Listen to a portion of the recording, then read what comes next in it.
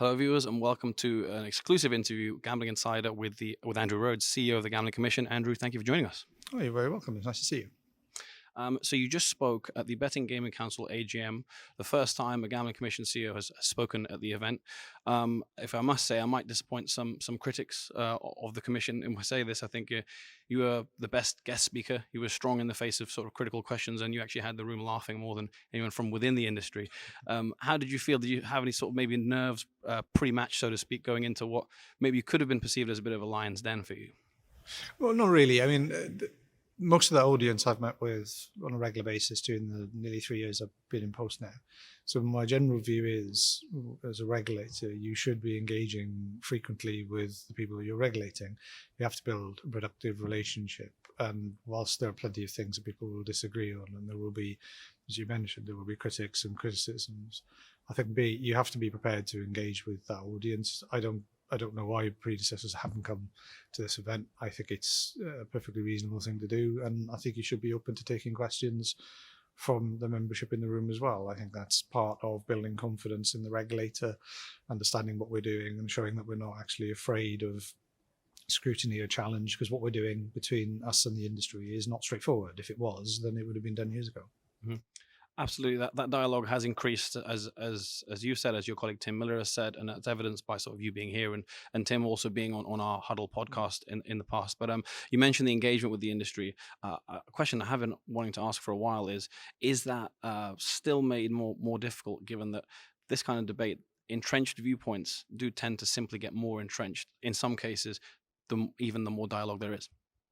Yeah, it can be. And I think it depends on what the dialogue is for. So quite a lot of the time, what we're trying to do is get people to understand what is really being proposed, what the evidence base really says and what it doesn't say, so that you've got a reasonable conversation going.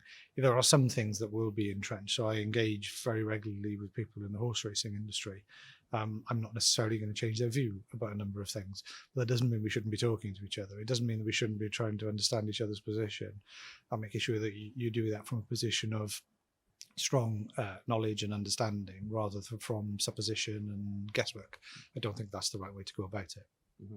A couple of topics you mentioned in your speech, which are perhaps less maybe mainstream, because obviously financial affordability checks are dominating the headlines at the moment. But you mentioned RTP rates have potentially been falling, and I think your words in the speech were, if I'm not mistaken, that you're not necessarily taking a view on this yet, but it's something that the Gambling Commission needs to think about. Maybe just wanted to ask you to elaborate a little bit more on that particular topic.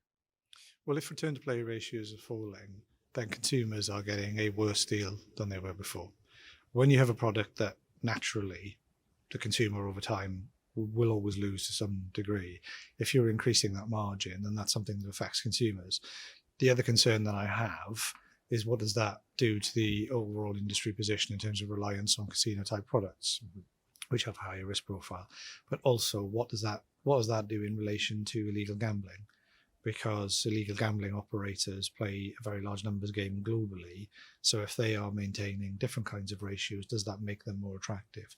Now, we're nowhere near being able to draw conclusions on this yet, but it is observable that return to play ratios are falling. And if they're falling, that means consumers are winning less money than they once were. And we ought to think about what that might mean. So what I wanted to signal today is that that is an observable thing. It isn't being done by everybody. It isn't the same in all cases, but it's an observable thing. And as a regulator, we can see it. We have questions about it. We might have some concerns, but it's something we're going to want to talk to operators about over the next few months and beyond. Sure.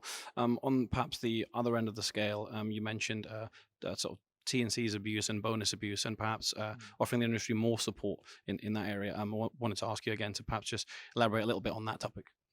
Well, if you've got abuse of bonuses with organisation between large numbers of individuals, as we've seen that with effectively people opening hundreds or even thousands of accounts. It can be one individual doing that in order to exploit promotions, in order to exploit offers and everything else. Ultimately, like shoplifting does, or abuse of car insurance, the consumer pays in the long run. That affects the margin, affects the operators, and one of the Commission's statutory objectives is to keep crime out of gambling. If you have identity theft, you have an organised abuse of things, and that is criminality and gambling. So we ought to be working to try and reduce that. You will always have people who will try and take opportunity where there is on offers. I think that's a slightly different thing.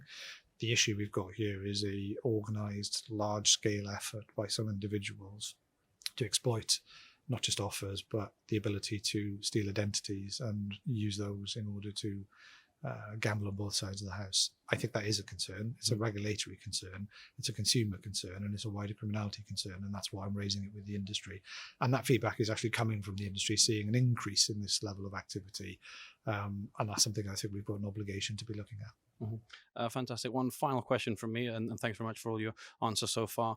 I wanted to ask you about the obviously the stake limits, online slots, the separation of the age groups, and this is not me necessarily saying this is my view, neutrally speaking as a journalist, but perhaps a criticism of that view or a question of that view is why particularly the separation, and obviously it'll be different in gambling, but the examples have been made that if policy was different for different age groups in other industries, that might perhaps have a bit more of a, not outcry, but maybe backlash. So just wanted to ask you a little bit more details on the separation of the age groups, and not necessarily me saying that's right or wrong, just as neutrally.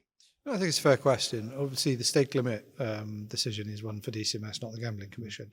But in terms of age generally, we know that younger people have a higher risk profile when it comes to gambling. They're at a point in their lives where they may suddenly have a bit more disposable income than they did. And we have seen through our casework that can lead to problems. That is why government wants to see some different thresholds in place for younger people, try and manage that level of risk. We've already seen things like Think 25 being introduced. We saw the age limit for the National Lottery being increased from its previous 16. This is all part, I think, people understanding the evidence shows that younger people are at a higher level of risk. It doesn't mean that they will experience that risk, but government wants to make sure it's trying to manage that, and that's why it's taken the decision it has. Well, Andrew, thank you very much for your time. Look forward to speaking to you again, and no doubt you're going to be a busy man in the coming months and years. Yeah, I don't think it's going to be quiet. Thank you. Thanks so much.